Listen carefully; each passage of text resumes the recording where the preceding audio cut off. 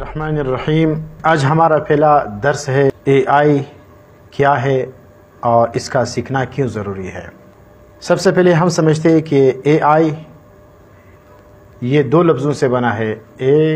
Artificial, آئی معنی intelligence, یعنی artificial کا مطلب ہے مصنوعی اور انٹیلیجنس کا مطلب ہے ذہانت۔ یہ ایک ایسا ذہن ہے جس کو انسان نے بنایا ہے۔ ایک ذہن اللہ نے بنایا ہے جو انسان کو دیا ہے، اور اس ذہن نے ایک اور ذہن پیدا کیا جس کو مصنوعی ذہانت کہتے ہیں، جس کو ہم ایسا بھی کہہ سکتے ہیں کہ مشین یا غیر انسانی ذہانت جو انسان جیسا عمل کرے۔ اس کی ہم اس طرح تعریف بھی کر سکتے ہیں کہ مصنوعی ذہانت وہ نظام ہے جو انسان جیسا سوچے، سیکھے اور فیصلہ کرے، یا بالفاظ دیگر آپ اس طرح بھی کہہ سکتے ہیں کہ آرٹیفیشل انٹیلیجنس یا اے آئی وہ مشین ہے یا وہ کمپیوٹر ہے جو انسان کی طرح سوچے، جو انسان کی طرح سمجھے، جو انسان کی طرح سیکھے۔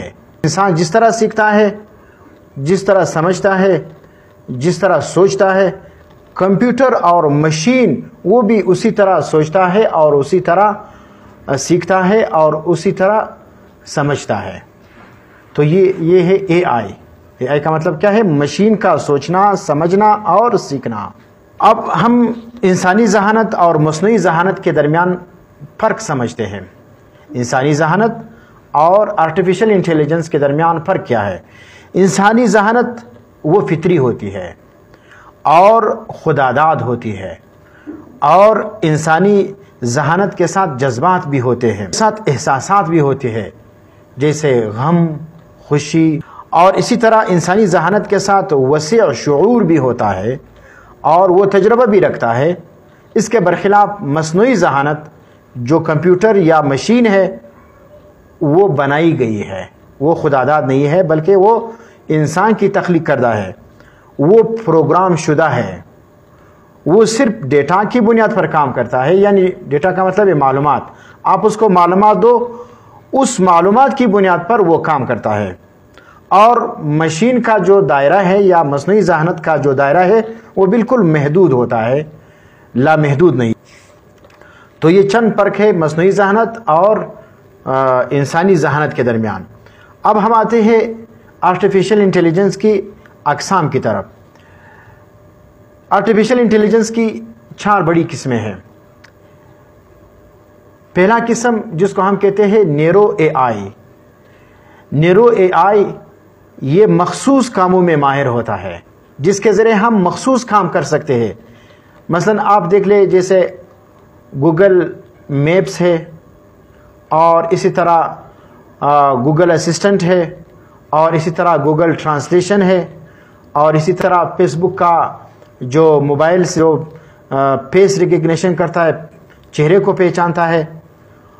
اور دوسرا جو ہے وہ جنرل اے آئی ہے۔ یہ انسان جیسے وسیع فہم اور شعور والی ترقی پذیر اے آئی ہے۔ یہ انسان جیسے وسیع فہم، معنی جس طرح انسان کا فہم ہوتا ہے اسی طرح اے آئی کا فہم ہوتا ہے، جس طرح انسان کا شعور ہوتا ہے اسی طرح اس مصنوعی ذہانت کا شعور ہوتا ہے، یہ ترقی پذیر ہے۔ اور تیسرا جو ہے وہ مشین لرننگ ہے۔ یہ اے آئی ڈیٹا سے سیکھنے والی ہے۔ اور چوتھا جو ہے وہ جنریٹو اے آئی ہے۔ یہ تخلیق کرنے والی اے آئی ہے، یعنی یہ چیزیں پیدا کرتی ہے، تصویر بھی جنریٹ کر سکتا ہے اور اسی طرح ویڈیو بھی جنریٹ کر سکتا ہے۔ کوئی اور چیز جو آپ اس کو دے، کوئی پرومپٹ دے دو تو وہ اس کو تخلیق کر لیتا ہے، کوئی آواز بناتا ہے، کوئی تصویر بناتا ہے، کوئی ویڈیو بناتا ہے، تو اس کو ہم جنریٹو اے آئی کہتے ہیں۔ جیسے چیٹ جی پی ٹی یا جیمینائی، جس کے ذریعے آپ مضمون بھی لکھ سکتے ہو، جس کے ذریعے آپ کوئی نظم بھی لکھ سکتے ہو، جس کے ذریعے آپ کوئی درخواست بھی لکھ سکتے ہو، اور بہت اچھے انداز آپ کو وہ درخواست وغیرہ یا وہ مضمون وغیرہ لکھ کر وہ دے دیتا ہے۔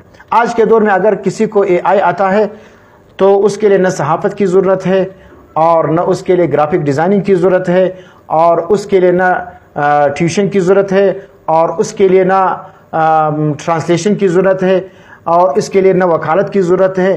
مطلب ایسا ٹیکنالوجی ہے جو تقریباً اب ہر میدان میں یہ داخل ہونے والی ہے۔ تو اس لیے اس کو سمجھنا اور اس کا سیکھنا ہر شخص کے لیے ضروری ہے۔ پہلے زمانے میں کتاب لکھنا بہت مشکل اور دشوار تھا، اس کے لیے ہم سال لگاتے تھے، سال تو کیا 3-4 سال میں ایک کتاب مکمل ہوتا تھا۔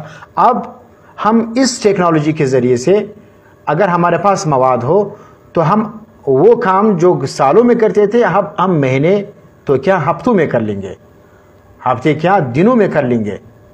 آپ کو صرف مواد، آپ کے پاس جو مواد ہو وہ آپ اے آئی کے ذریعے سے منظم کر کے اچھے انداز میں ایک خوبصورت کتاب اس سے بنوا سکتے ہیں۔ اب ہم آتے ہیں اے آئی کہاں کہاں استعمال ہوتی ہے۔ اے آئی جو ہے ہمارے موبائل ایپس میں استعمال ہوتی ہے، جیسے آواز پہچانتا ہے، جو تصویر کو پہچانتا ہے، اور اسی طرح آن لائن شاپنگ میں اے آئی بھی استعمال ہوتی ہے۔ مطلب اگر آپ امیزون پر کوئی چیز سرچ کر دیتے ہیں تو امیزون کا جو اے آئی سسٹم ہے وہ خود بخود آپ کو اس چیز سے متعلق جو آپ نے سرچ کیا اس سے متعلق اور چیزیں بھی دکھاتا ہے۔ تو یہ کیا ہے، اس اے آئی نے آپ کے اس پسند کو سمجھ لیا، اس کے مطابق آپ کو دوسری چیزیں دکھاتا ہے۔ اسی طرح آپ یوٹیوب پر کسی قاری کو سرچ کرتے ہیں یا کسی عالم کی تقریر کو سرچ کرتے ہیں یا کوئی اور چیز سرچ کرتے ہیں تو اس کے بعد جو ویڈیو آپ کے سامنے آئیں گے وہ اس سے، یہ بھی اے آئی کا جادو ہے۔ اور اسی طرح ہم اے آئی کو میڈیکل تشخیص میں بھی استعمال کر سکتے ہیں، مثلا ایکس رے، ایم آر آئی، اور یہ انسان سے زیادہ اس مرض تشخیص کر سکتا ہے۔ مطلب کیونکہ یہ مشین ہے، یہ اس تصویر کو بہت ڈیٹیل میں مطالعہ کر سکتا ہے اور اس مرض کی تشخیص کر سکتا ہے۔ تو اس لیے یہ ڈائگنوسس میں اس کا استعمال جو ہے وہ بہت مفید ہے، اس لیے ڈاکٹروں کو بھی چاہیے کہ اس ٹیکنالوجی کو سیکھ لیں۔ اسی طرح اس کے ذریعے ہم اے آئی کے ذریعے ہم چیٹ بوٹ بھی بنا سکتے ہیں، اور اسی طرح ہم ویب سائٹ پر جو کسٹمر سپورٹ میسج آتا ہے اس کے سوالات اور جوابات جو ہے وہ بھی اے آئی سے چلتا ہے۔